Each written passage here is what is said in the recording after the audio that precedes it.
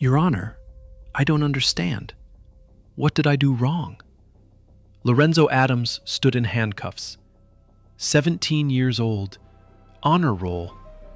His voice was steady, respectful, the way his parents taught him. Judge Harold Whitfield didn't even look up from his papers. "Shut your mouth, boy. You people are all the same. Animals. Every last one of you." A clerk smirked. Someone in the back row held up a phone, recording. Not to help, to watch. Nobody stood up. Nobody said a word. "Life without parole," Whitfield said. "Get this thing out of my courtroom." Lorenzo's mother screamed. The bailiff grabbed her arm. The judge didn't blink. But what nobody in that room knew, not the judge, not the officers, not a single person laughing, was that in just a few minutes, every one of them would wish they could take it all back. See, that moment didn't end the way they thought it would. All right, let's get into today's story. 3 weeks earlier, a warm Friday evening in early October, Richmond, Virginia. Lorenzo Adams sat at the kitchen table with his laptop open and a half-eaten bowl of cereal beside it. He was 17, skinny, quiet eyes, the kind of kid who said, "Yes, ma'am," without being reminded. He was rehearsing a debate argument. The topic? Criminal justice reform. He mouthed the words silently, tapping his pencil against the table like a metronome. His mother, Denise, moved through the kitchen behind him. She wore hospital scrubs and her hair pulled back tight.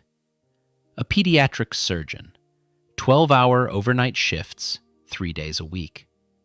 She packed a turkey sandwich into a brown bag and kissed the top of Lorenzo's head on her way past. "Your father sends his love," she said. "He'll call after his meetings." Lorenzo rolled his eyes, not with anger, but with the kind of affection only a teenager can disguise as annoyance. "He always says that. And he always calls, doesn't he?" She was right. He always did. His father, Raymond Adams, was away on work. That's all Lorenzo ever said about it. Dad travels. Dad has meetings. Dad is important, but doesn't talk about it. There was a framed photo on the hallway wall, Raymond in a dark suit, shaking hands with officials at some ceremony. Lorenzo passed it every day without stopping. It was just Dad being Dad. Their home was modest. Clean floors, warm light, a couch with a blanket thrown over one arm, 3 photos above the TV, Lorenzo in a cap and gown from middle school, the family at the Grand Canyon, and a candid shot of him laughing with his arms around his mother's neck. This was a home where someone was loved. You could feel it the moment you walked through the door. That evening, Lorenzo helped his elderly neighbor carry grocery bags from her car to the front porch. She handed him a butterscotch candy. He thanked her and slipped it in his pocket. He texted his best friend, Terrence Cole. "Movie marathon tonight? I'm bringing the chips." Before bed, he read 2 pages from a civil rights memoir and underlined a sentence about dignity. Then he closed the book and fell asleep. That was Lorenzo Adams. That was the boy the system was about to destroy. Now let me tell you about the world he lived in. Richmond had a history, the kind nobody puts on a tourism brochure. Racial tension in the police force stretched back decades. 3 months earlier, a use of force incident sparked protests downtown. A black man pinned to the pavement. Cell phone footage, outrage, candles and cardboard signs. The police chief promised tougher enforcement. Everyone knew what that meant. More patrol cars in certain neighborhoods, more stops, more hands pressed flat on hoods of cars for people who looked a certain way. Lorenzo's neighborhood sat right on the invisible line.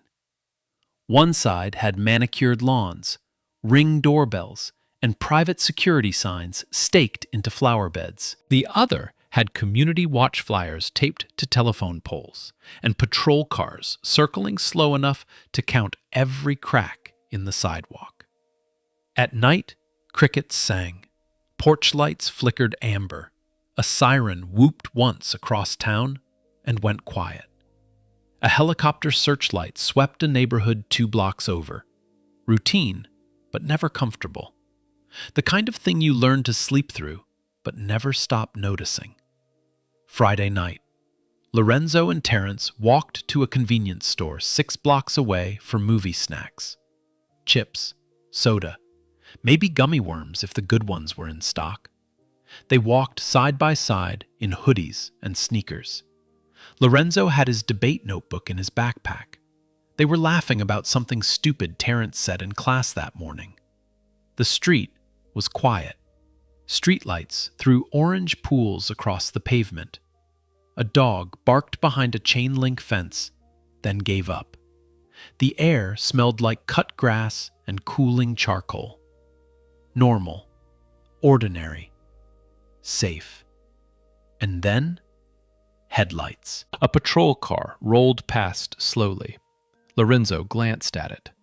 Terrence kept talking. The car passed. Then it stopped. Then it reversed. Red and blue lights flashed to life.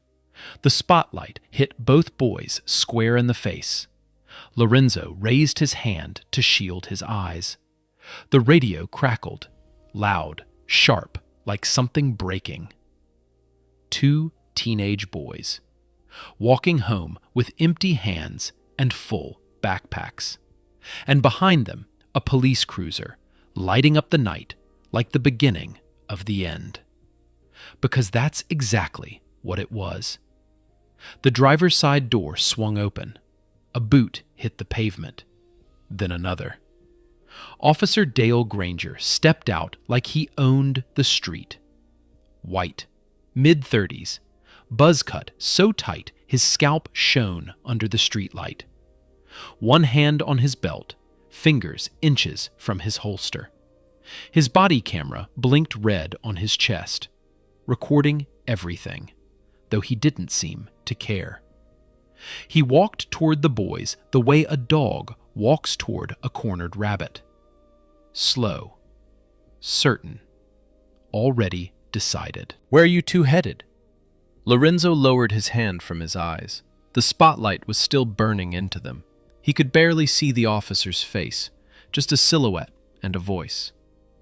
"We're just walking to my friend's house, sir," Lorenzo said. Calm, steady. Every word chosen the way his parents trained him to choose words in moments exactly like this one. "We live a few blocks from here." Granger didn't acknowledge a single word. He looked at Lorenzo, then at Terrence. His jaw shifted like he was chewing something bitter. "You match a description." 5 words. No explanation, no details, no probable cause. Just 5 words and a badge, and suddenly 2 teenagers buying gummy worms were suspects. "A description of what, sir?" Lorenzo asked, still polite, still measured.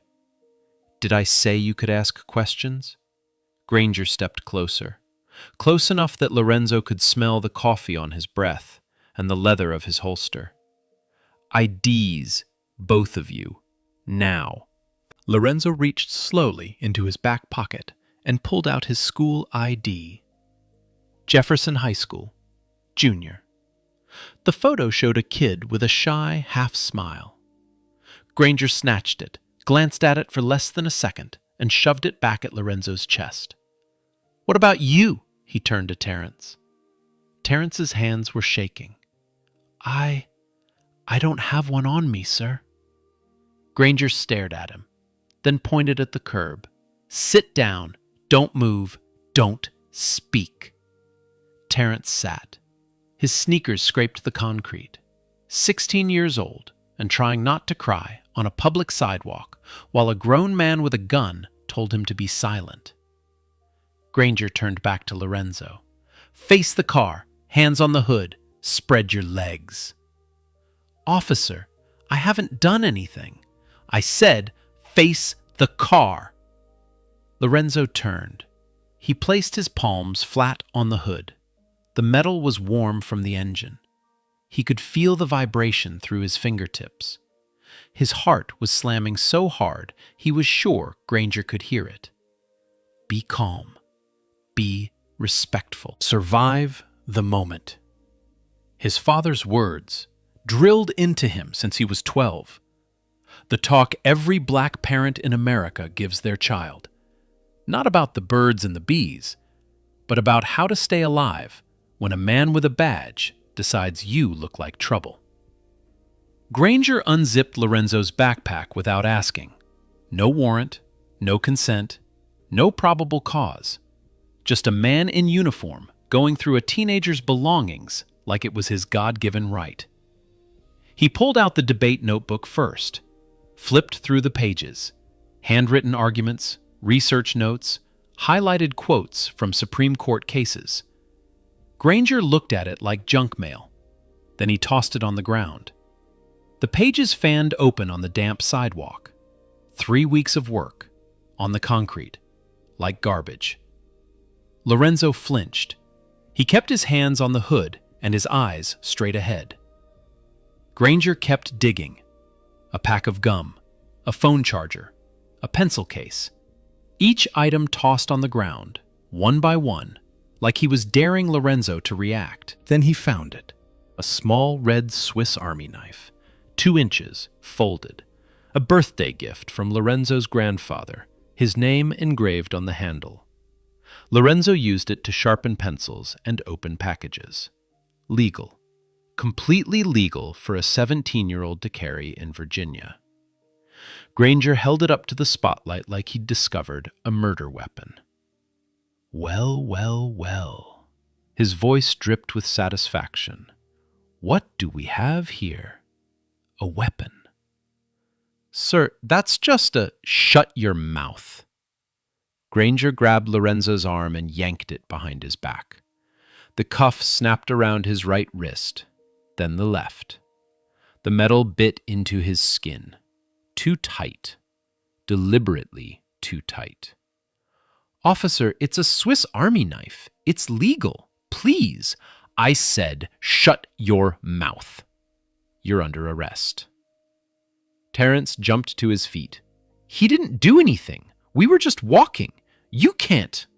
Granger spun around and closed the distance in 2 steps. He grabbed Terrence by the collar and slammed him against the patrol car. The boy's head bounced off the metal with a dull thud. A thin line of blood appeared at his temple. You want to join him? Sit down and shut up, or you're next. Terrence slid back to the curb, pressing his shaking hands between his knees. Too afraid to wipe the blood running down his face. A second squad car pulled up. 2 more officers stepped out. Both white, both calm. Both looking at the 2 black teenagers like this was just another Friday. Because for them, it was. 3 officers, 2 teenage boys, 0 crimes committed. And nobody stopped. Nobody rolled down a window. The neighborhood watched from behind curtains, with the quiet understanding that this was how things worked. 20 minutes earlier, a convenience store 2 blocks south had been robbed.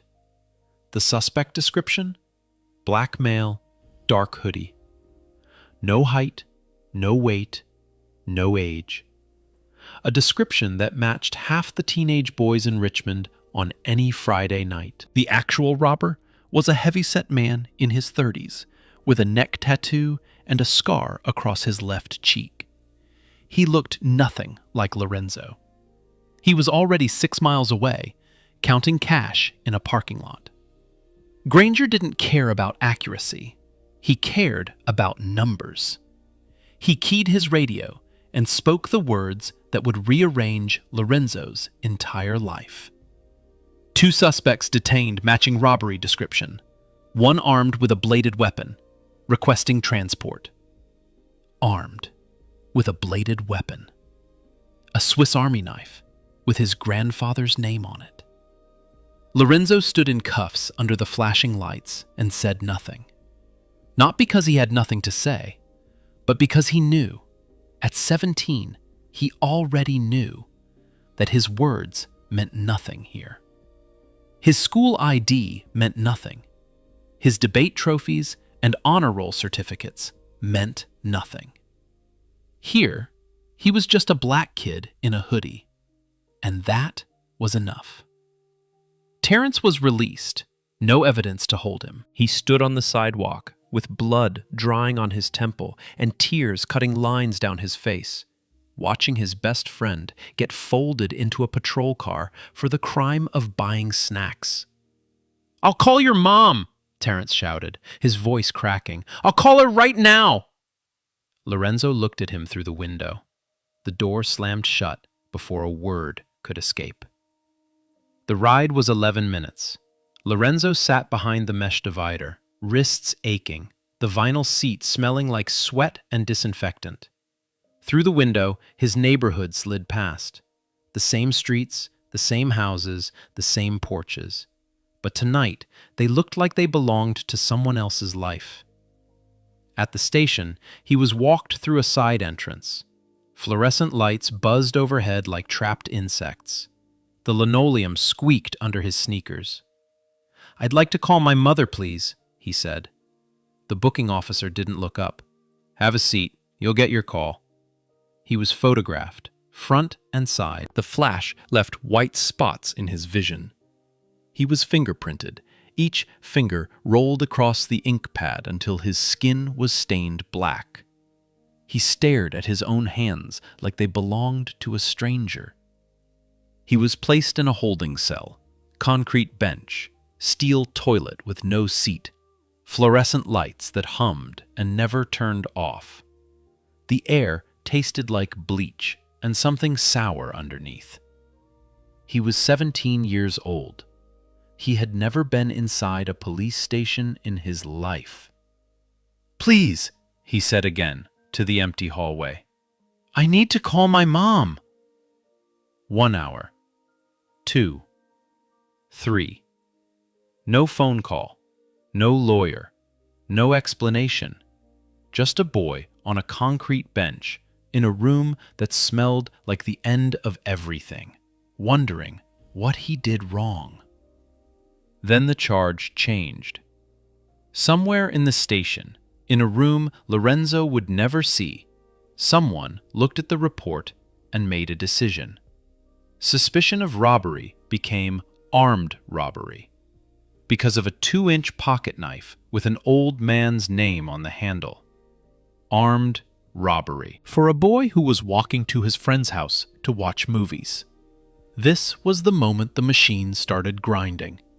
Not because evidence supported it, but because the system had a body and needed a case. And Lorenzo Adams, 17, black, wrong place, wrong time, wrong skin, was close enough. The gears turned, the paperwork multiplied, and a life heading toward college applications and debate championships was now heading somewhere much, much darker. The system moved fast when it wanted to. Not fast for justice, fast for punishment. Lorenzo's bail hearing happened 48 hours after his arrest. Denise sat in the front row, wearing a blouse she'd ironed at 4 in the morning. Her eyes were swollen. She hadn't slept. She'd hired an attorney, a good one, and she believed her son would come home that day.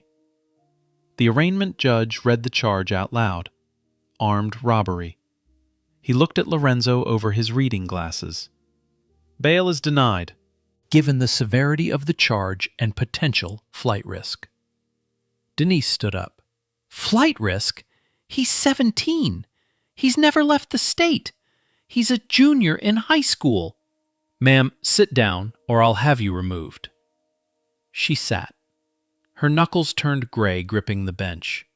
Her son was being treated like a career criminal. and the system didn't blink. It got worse. The attorney Denise hired discovered a conflict of interest and withdrew, 5 days before the preliminary hearing. Denise scrambled for a replacement, but time ran out.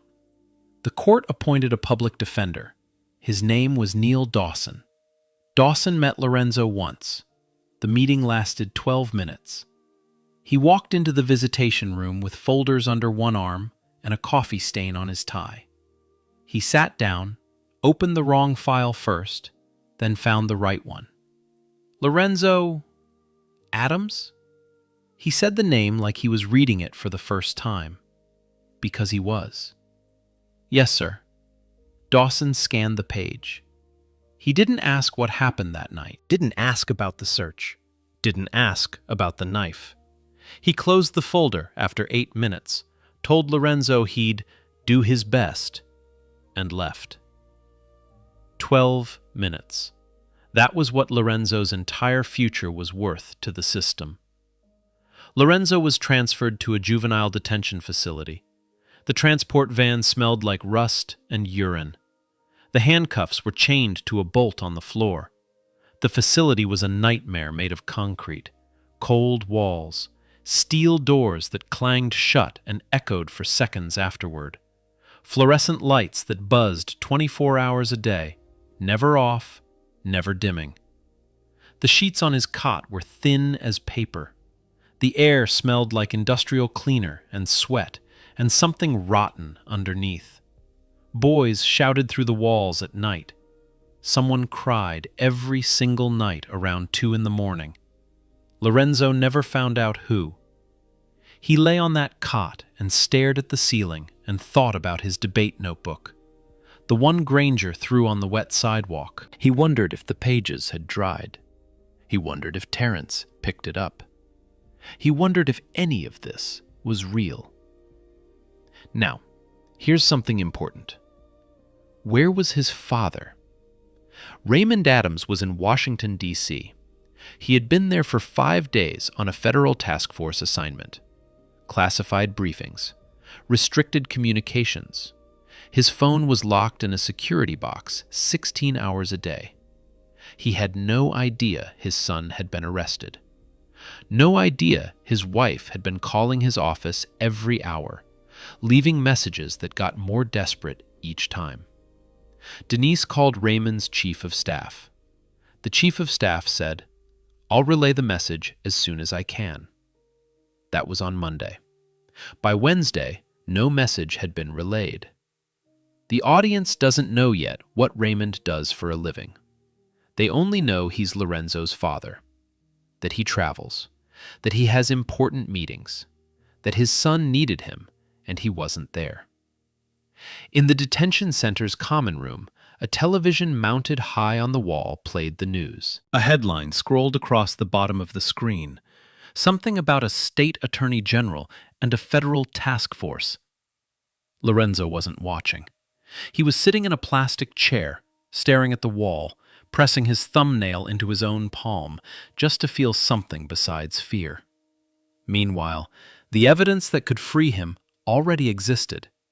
The convenience store's surveillance camera had recorded the entire robbery. The footage was clear. A single adult male, heavyset, visible neck tattoo, mid-30s at least. He moved nothing like a teenager. He looked nothing like Lorenzo. Officer Granger reviewed that footage. He sat in a precinct office, watched the tape on a monitor, and saw, with his own eyes, that the man on the screen was not the boy he had arrested. He filed his report anyway. In the report, Granger wrote that the suspect matches the general physical description and that the recovered knife constitutes a deadly weapon consistent with the commission of the robbery. Every word is a lie. Every sentence is a nail in a 17-year-old's coffin. Granger knew. He didn't care.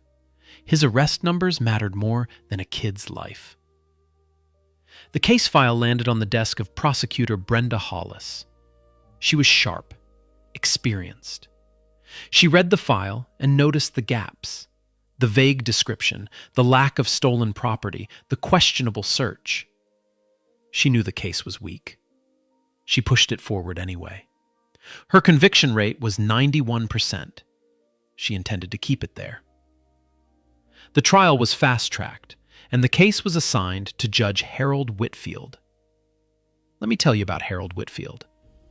White hair, wire-rimmed glasses, a portrait of himself, oil on canvas, gilded frame, hanging in the hallway outside his courtroom. He'd sat on that bench for 28 years. He called himself a guardian of order. Others called him something else. Here's a number that matters. Over his career, black defendants in Whitfield's courtroom received sentences that were, on average, 2.4 times longer than white defendants charged with identical crimes. The same offense, the same circumstances, double the punishment. Every single time. Nobody had done anything about it. Not yet. The trial lasted less than a week, and it was a disaster. Neil Dawson, the public defender who had met Lorenzo for 12 minutes, called 0 witnesses. He did not introduce the convenience store footage. He did not challenge the legality of the search. He did not question Granger's report. He did not object to a single piece of evidence the prosecution presented. His closing argument lasted 2 minutes. 2 minutes. For a boy facing life in prison. The jury deliberated for less than 3 hours. They came back with one word: guilty.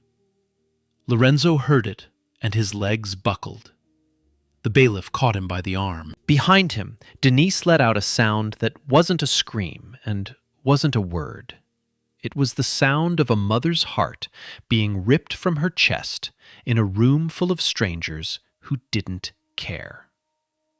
The courtroom was mostly empty. A few reporters, a clerk filing her nails.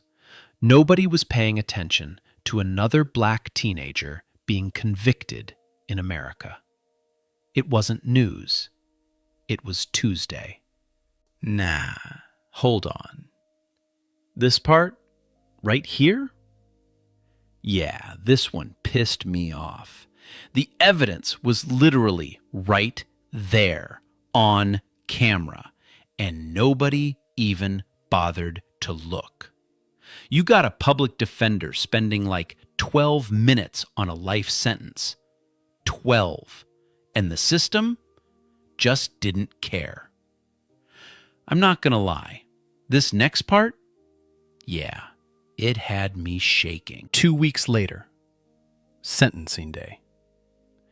And now we're back to where this story began. Judge Harold Whitfield sat high on his bench and looked down at Lorenzo Adams. Orange jumpsuit, handcuffs. A boy who had lost 15 pounds since his arrest because he couldn't eat. A boy who hadn't slept more than 3 hours a night in weeks. A boy whose eyes had gone flat and empty, like someone had reached inside him and turned off the light. Whitfield adjusted his glasses. He cleared his throat, and he gave a speech. The decay of values in our communities is a cancer, he said. Young men like you think you can terrorize decent, hard-working citizens and face no consequences. This court will not tolerate it. This court will make an example. Young men like you. He said it slowly. He said it looking directly at Lorenzo's face. And everyone in that room understood exactly what he meant.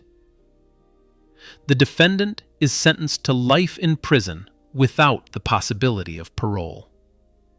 The courtroom gasped. Even Brenda Hollis, the prosecutor who had pushed this case through despite knowing the evidence was thin, looked shaken. Her pen slipped from her fingers and clattered on the table. She said nothing. Denise screamed. She lunged forward. A bailiff grabbed her by both arms and held her back. She fought him.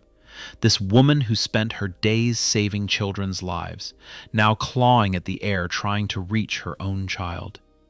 "My baby didn't do anything! He's innocent! Please, please, somebody help him!" Nobody helped. Lorenzo stood motionless. Tears ran down his face, but he made no sound. His mouth was slightly open, like he'd started to speak and forgotten how. His hands hung at his sides in the cuffs, and he stared at the judge with the hollow expression of someone who has just watched his own life end. 17 years old, life without parole, for walking to a store to buy gummy worms. And the judge didn't blink. 2 weeks later, sentencing day. And now we're back to where this story began. Judge Harold Whitfield sat high on his bench and looked down at Lorenzo Adams. Orange jumpsuit, handcuffs. A boy who had lost 15 pounds since his arrest because he couldn't eat. A boy whose eyes had gone flat and empty, like someone reached inside him and turned off the light. Whitfield adjusted his glasses. He cleared his throat, and he gave a speech. "The decay of values in our communities is a cancer," he said. "Young men like you think you can terrorize decent, hard-working citizens and face no consequences. This court will make an example." "Young men like you," he said it slowly, looking directly at Lorenzo's face. Everyone in that room understood exactly what he meant. "The defendant is sentenced to life in prison without the possibility of parole." The courtroom gasped. Even Brenda Hollis looked shaken. Her pen slipped from her fingers. She said nothing. Denise screamed. A bailiff grabbed her by both arms. She fought him. This woman who saved children's lives every day, now clawing at the air to reach her own child. "My baby didn't do anything. He's innocent. Somebody help him." Nobody helped. Nobody moved. Lorenzo stood motionless. Tears ran down his face, but he made no sound. His hands hung in the cuffs. His mouth was open, but nothing came out. 17 years old, life without parole. And the judge didn't blink. The bailiff stepped forward to take Lorenzo away, and then the double doors at the back of the courtroom slammed open. Every head turned. A tall black man in a dark three-piece suit stood in the doorway. His shoulders were broad, his jaw was set like concrete. 2 aides flanked him. Behind them, a Virginia state trooper in full uniform. The man walked forward, not fast, not slow. Each footstep landed on the marble floor like a gavel strike. The sound echoed through the silence. He didn't look left, he didn't look right. His eyes were locked on one thing: his son, standing in chains at the front of the courtroom. Judge Whitfield leaned forward, irritated. "This is a closed sentencing hearing. Identify yourself immediately, or you will be held in contempt." The man didn't stop walking. He reached the front of the courtroom. He looked at Lorenzo. And for one single moment, his composure cracked. His jaw trembled. His eyes glistened. A father looking at his child in handcuffs and an orange jumpsuit. Then he turned to face Judge Whitfield. He straightened his tie, and he spoke. Not loud, not angry, calm, measured. Every syllable sharp enough to cut glass. "My name is Raymond Adams. I am the Attorney General of this state." The courtroom went dead silent. Not quiet, silent. The kind of silence that has weight. the kind you can feel pressing against your eardrums. Raymond paused. He looked at his son one more time, then back at the judge. And that boy you just sentenced to life in prison is my son. Whitfield's face was drained of color. Not slowly, all at once, like someone pulled a plug. His mouth opened. Nothing came out. His hands, which had been folded with such authority moments ago, began to shake. The prosecutor, Brenda Hollis, dropped her pen a second time. This time, she didn't pick it up. She stared at Raymond Adams like she was watching her career burn in real time. Neil Dawson, the public defender, sank so low in his chair he nearly disappeared behind the table. The bailiff, who had been reaching for Lorenzo, stepped back, then stepped back again. Raymond reached into the inside pocket of his suit jacket and produced a manila folder. He held it up so the entire courtroom could see. In my hand is a copy of the convenience store surveillance footage, which this court never reviewed, showing clearly that my son was not the perpetrator.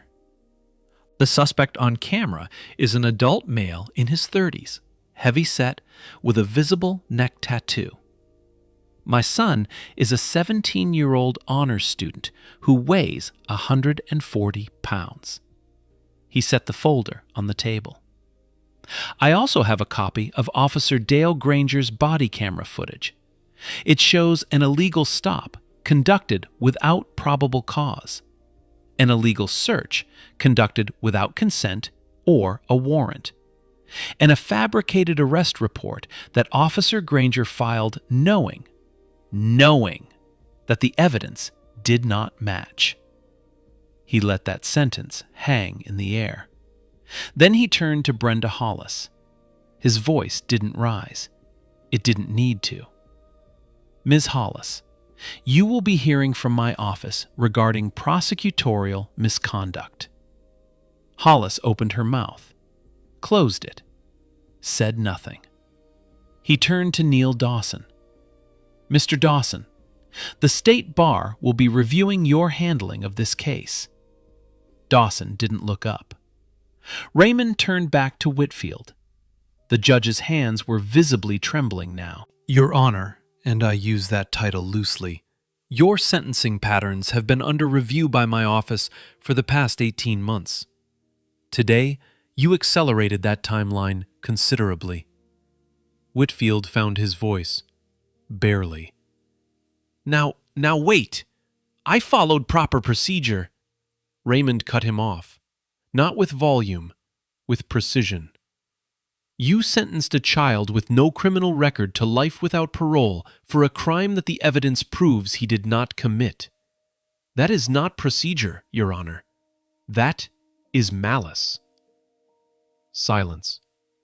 Raymond turned away from the bench. He walked to his son. He removed his own suit jacket and draped it over Lorenzo's thin shoulders. Then he wrapped his arms around him. Lorenzo broke. Not the quiet tears from before, not the frozen silence. He broke completely. Deep, shaking sobs that echoed through the courtroom. His face pressed into his father's chest. His cuffed hands gripped the fabric of his father's shirt. 17 years of being strong, being polite, being calm, being respectful. All of it collapsed at once into the arms of the one person he needed most. Denise rushed forward. The bailiff didn't stop her this time. Nobody stopped her. She wrapped her arms around both of them, her husband and her son, and the three of them held each other in the middle of that courtroom.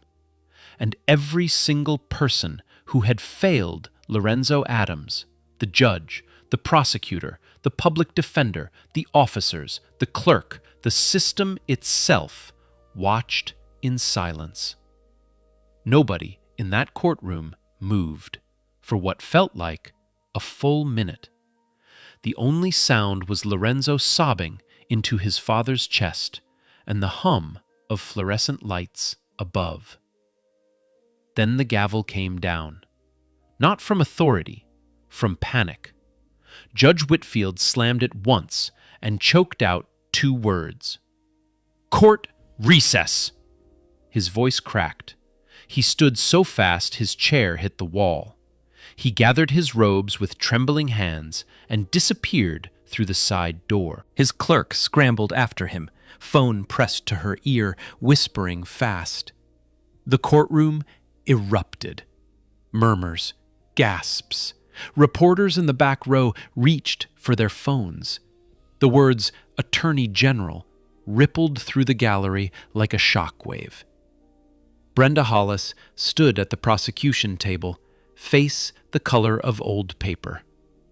She smoothed her jacket, picked up her pen, put it down. Then she walked toward Raymond Adams. "Mr. Adams, I want you to understand, I relied on the police report. The evidence, as presented, indicated—" Raymond turned to face her. He didn't raise his voice. "You had the surveillance footage request form in your file. You chose not to subpoena it. You had inconsistencies any first-year law student would have caught. You chose to ignore them. A 17-year-old with no record, no motive, no stolen property, and you prosecuted him anyway." He paused. "I relied on the police report" is not a defense, Ms. Hollis. It's a confession. This conversation is over. Hollis picked up her briefcase with both hands. One alone was shaking too hard. She sat back down like a woman waiting for the floor to swallow her. Neil Dawson didn't attempt a conversation. He packed his files with his head down, walked out through the side door, and didn't make eye contact with a single person. That was the last anyone in that courtroom saw of him. Within 2 hours, Raymond filed an emergency motion to vacate the conviction, citing suppressed evidence, prosecutorial misconduct, unlawful search, and ineffective counsel. The special motions judge granted it before end of business. Lorenzo's conviction was vacated. The cuffs came off. A deputy removed them gently, far more gently than they'd been put on. Lorenzo rubbed his wrists, bruises, yellow and purple, weeks old. Denise held his hand as they walked down the courthouse hallway. Raymond walked on his other side. Lorenzo still wore the orange jumpsuit. Nobody had brought him clothes. His father's jacket hung over his shoulders like a shield. They pushed through the front doors. The sun hit Lorenzo's face, and he stopped. Just stopped. He closed his eyes and breathed, a long, slow, shaking breath. The kind you take when you've been holding your lungs tight for weeks and finally let go. The air smelled like warm concrete and cut grass from the courthouse lawn. It was the most beautiful thing he'd ever smelled. Reporters had gathered at the bottom of the steps. Cameras flashed, microphones pushed forward, voices overlapped. "Attorney General Adams! Lorenzo, can you comment?" Lorenzo didn't speak. He wasn't ready. Raymond stepped forward. His voice was steady, but underneath the composure, you could hear the fracture. A father who almost lost his son. "My son is coming home. The justice system failed him completely. We will make sure it never fails another child this way." That was all. He put his arm around Lorenzo. Denise took his other hand. The three of them walked down the courthouse steps together. Behind them, inside the building, Officer Dale Granger received a phone call. The AG's office had flagged his arrest report. Granger's first reaction was denial. "I followed procedure. The kid matched the description." When told the body camera footage contradicted every word of his report, he went quiet. He was placed on immediate administrative leave. Badge and weapon collected. His union released a statement calling it politically motivated. Nobody believed it. What happened next didn't take weeks. It took days. Because when the Attorney General of a state turns his eyes on your courtroom, your precinct, or your case file, the walls start closing in fast. Raymond Adams did something important first. He recused himself. Publicly. Formally. He stood in front of cameras and said, "This is my son's case. I will not oversee the investigation personally. I am appointing a special prosecutor to ensure complete independence and transparency." Some people called it noble. Others called it strategic. It was both. The special prosecutor's name was Vivian Cross, a former federal attorney with a reputation for being thorough, relentless, and completely uninterested in politics. She took the case on a Monday. By Friday, the walls were already caving in. Her team pulled Officer Dale Granger's personnel file first. What they found inside was a pattern so clear it could have been drawn with a ruler. 14 prior complaints of racial profiling. 14. Filed by citizens over a 6-year period. Black men stopped for matching a description. Black teenagers questioned for looking suspicious. A black woman pulled over 3 times in 1 month on the same road because Granger said her taillight looked dim. Every single complaint had been reviewed internally by the department. Every single one had been dismissed. The words unsubstantiated and insufficient evidence appeared in the files so often they might as well have been stamped there in advance. 14 complaints, 0 consequences. Until now. Next, Cross pulled Judge Harold Whitfield's sentencing records. 28 years of data, thousands of cases. Her analysts ran the numbers, and the results were devastating. Black defendants in Whitfield's courtroom received sentences that were, on average, 2.4 times longer than white defendants convicted of identical charges. Same crime, same circumstances, same criminal history. Double the punishment. Exposed in a spreadsheet that would eventually be projected on screens across the country. But it wasn't just the numbers. Cross found individual cases that made the pattern personal. A white college student convicted of armed robbery, sentenced to 3 years, suspended. A black father convicted of the same charge, same amount stolen, no prior record, sentenced to 19 years. Same judge, same courtroom, same crime. 19 years versus 3. Whitfield had been doing this for nearly 3 decades, and not a single person in the judicial system had stopped him. Then Cross turned to the prosecution. Brenda Hollis's case files were subpoenaed. The review uncovered a pattern of suppressing exculpatory evidence, evidence that would have helped defendants in cases involving minority defendants. In Lorenzo's case specifically, Hollis had access to the surveillance footage request form and chose not to pursue it. She had notes in her own handwriting flagging inconsistencies in officers' account, and she'd crossed them out with a single line and moved forward. Her own notes convicted her. Finally, the public defender's office. Neil Dawson wasn't a monster.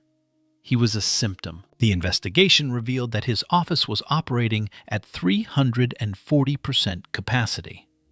Dawson was handling over 200 active cases simultaneously. He didn't fail Lorenzo because he was cruel. He failed him because the system made it impossible to succeed. 12 minutes wasn't laziness. It was all he had. That fact made it worse, not better. Now, the media. Investigative journalist Carolyn Shaw at the Richmond Herald had been following the case since the courtroom reversal. She'd filed public records requests, interviewed witnesses, and obtained the body camera footage through a source in the department. Her story dropped on the Tuesday morning. The headline read, "Honor Student Sentenced to Life, Inside the System That Almost Destroyed Lorenzo Adams. By Tuesday afternoon, it had been shared 400,000 times. By Wednesday, every national outlet in the country had picked it up. Cable news ran segments around the clock. The body camera footage was broadcast on every major network, and people saw everything.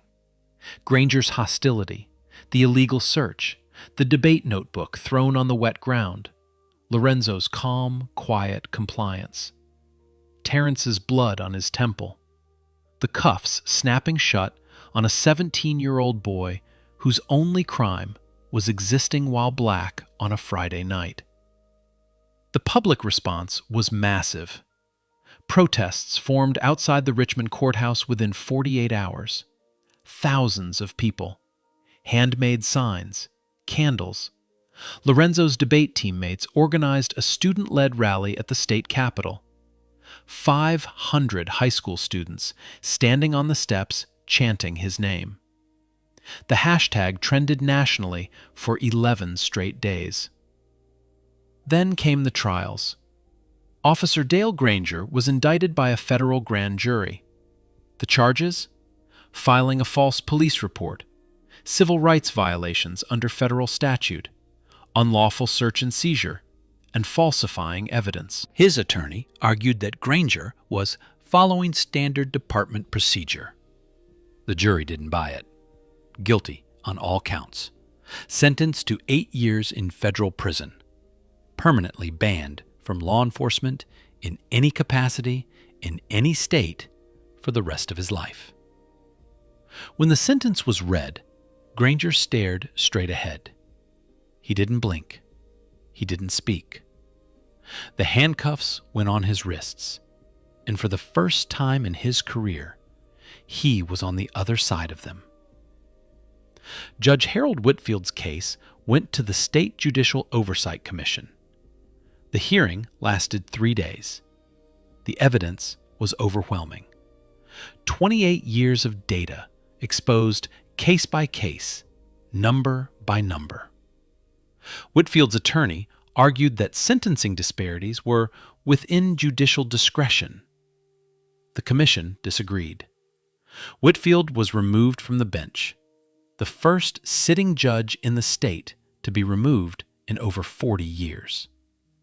A federal civil rights investigation was opened into his full tenure. His oil portrait was taken down from the courthouse hallway. The nail hole remained. Prosecutor Brenda Hollis was disbarred. The state bar cited a pattern of prosecutorial misconduct, including suppression of exculpatory evidence and failure to disclose material inconsistencies. The Adams family filed a civil lawsuit against her personally. She did not contest it. Neil Dawson was not criminally charged, but Lorenzo's case triggered a statewide audit of public defender funding and caseloads. The results were damning. Understaffed, underfunded, and overwhelmed. Dawson resigned quietly. He never practiced law again. 3 weeks after Lorenzo's release, the actual robber was identified. His name came from the surveillance footage that had been available from the very first night. He was arrested at a motel 60 miles outside Richmond. He confessed within 2 hours. The man who actually committed the crime had been free for over a month, while a 17-year-old honor student sat in a cell for it. Governor Patricia Ellis held a press conference. She signed an executive order mandating 4 immediate reforms. First, independent review of every sentence Judge Whitfield had issued during his 28 years on the bench. Second, mandatory inclusion of body camera footage in all case files before prosecution. Third, maximum caseload limits for public defenders statewide. Fourth, mandatory racial bias training for every sitting judge in the state. Over 30 of Whitfield's prior convictions were reopened for review. In the first wave alone, 6 defendants were released, men who had served years, some decades, for sentences that never should have been imposed. 6 men walked free because one boy's father walked through a courtroom door. 6 months later, a Saturday morning in April, the dogwoods along Lorenzo's street were blooming white and pink, petals drifting across the sidewalk like confetti nobody had to clean up. Lorenzo sat on his front porch, the same porch where he'd carried Mrs. Coleman's groceries a lifetime ago. His debate notebook was open on his lap. Not the old one, a new one. The old one had been recovered by Terence the night of the arrest, dried out, pages wrinkled but intact. Lorenzo kept it on his bookshelf now. He never wrote in it again. But on the first page of the new notebook, he had written one line in black ink. They tried to bury me. They didn't know I was a seed. He went back to school. He didn't talk about what happened unless someone asked, and most people were smart enough not to ask. His teachers noticed he was quieter. His counselor noticed he sat with his back to the wall in every room. Some things don't heal on a schedule. But he showed up. Every single day. He showed up. In May, he competed in the state debate championship. His topic, one he chose himself, was the presumption of innocence and the color of justice. He stood at that podium in a borrowed suit and spoke for 12 minutes without a single note card. His voice didn't shake. His hands didn't tremble. He spoke about the system, not as a victim, but as someone who had seen it from the inside and refused to look away.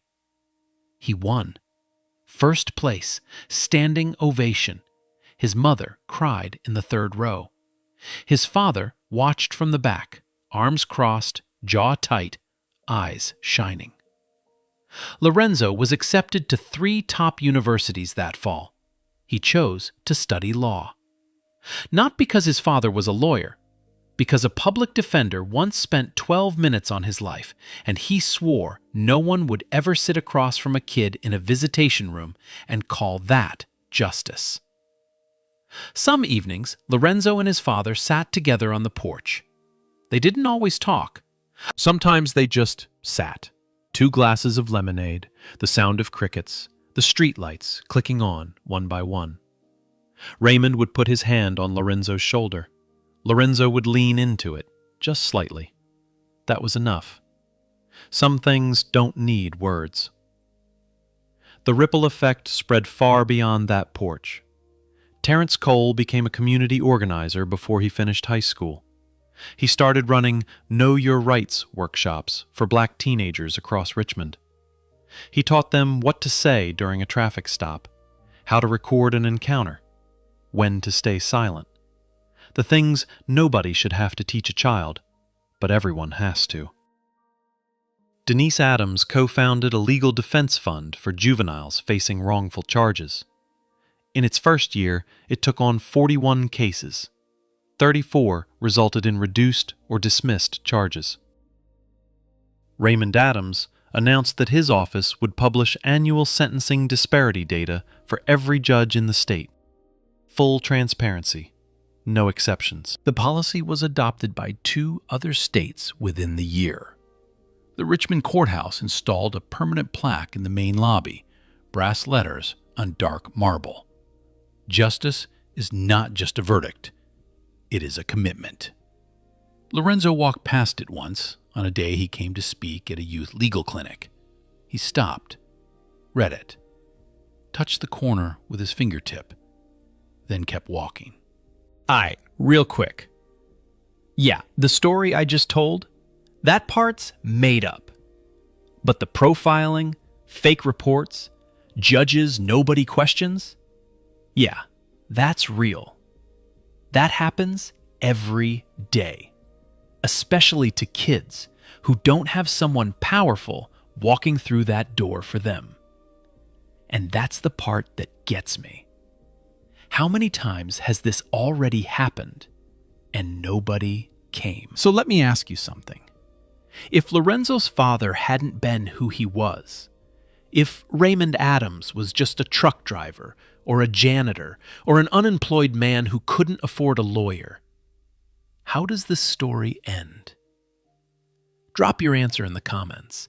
I want to read every single one.